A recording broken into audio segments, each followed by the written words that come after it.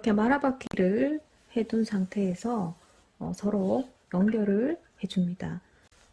한 줄이 되도록 연결을 해주겠습니다. 먼저 바느질법은 통솔 바느질법인데 이렇게 먼저 이 끝이 정리가 안 돼 있잖아요. 그죠? 그래서 정리를 하기 위해서 이렇게 겉에서 먼저 한번 박아준 다음에 시접을 잘라서 다시 안에서 박는 그런 통솔 바느질을 해보도록 하겠습니다.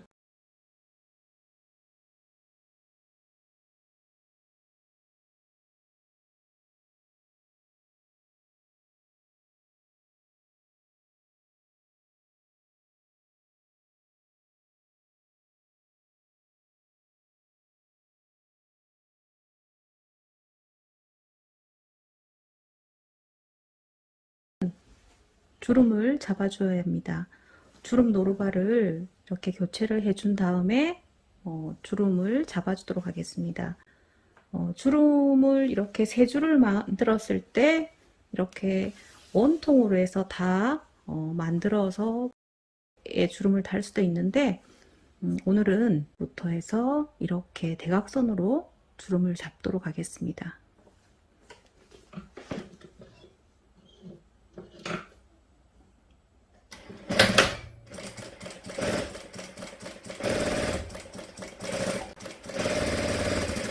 주름을 잡으실 때는 이렇게 길을 이렇게 좀 잡아주세요. 그러면은 주름이 좀 많이 나오게 됩니다. 그리고 속도라든지 바늘의 땀이라든지 뭐 빨리 박는다든지 바늘땀을 크게 한다든지 장력을 세게 한다든지 여러 가지의 그 기술적인 스킬이 좀 필요합니다. 얇은 원단인 경우에는 주름이 다 잘 되지만 원단이 좀 두껍다든지 했을 때는 여러 가지 이제 기술이 필요하겠죠.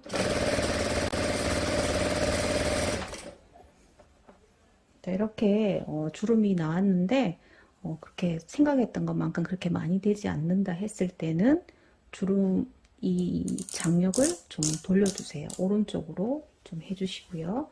그리고 바늘 땀을 좀 큰 땀으로 해주시면은 주름이 좀 잘 생깁니다.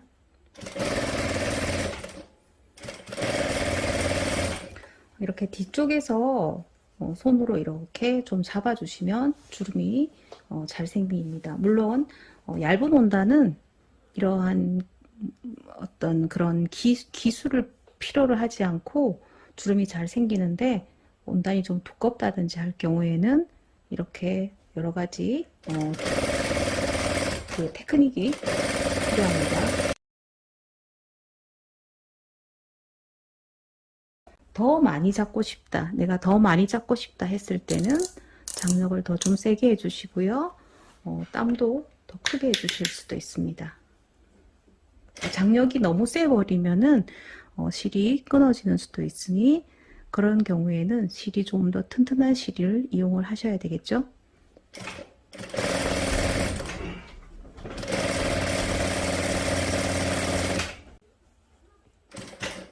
이렇게 박으면서 밀어주는 방식으로 이렇게 주름을 하면 주름이 더 잘 나옵니다.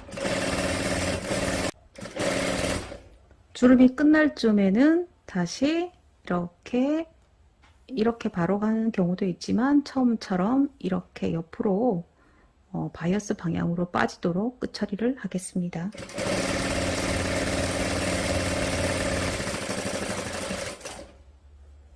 네, 프릴분이 완성이 됐고요.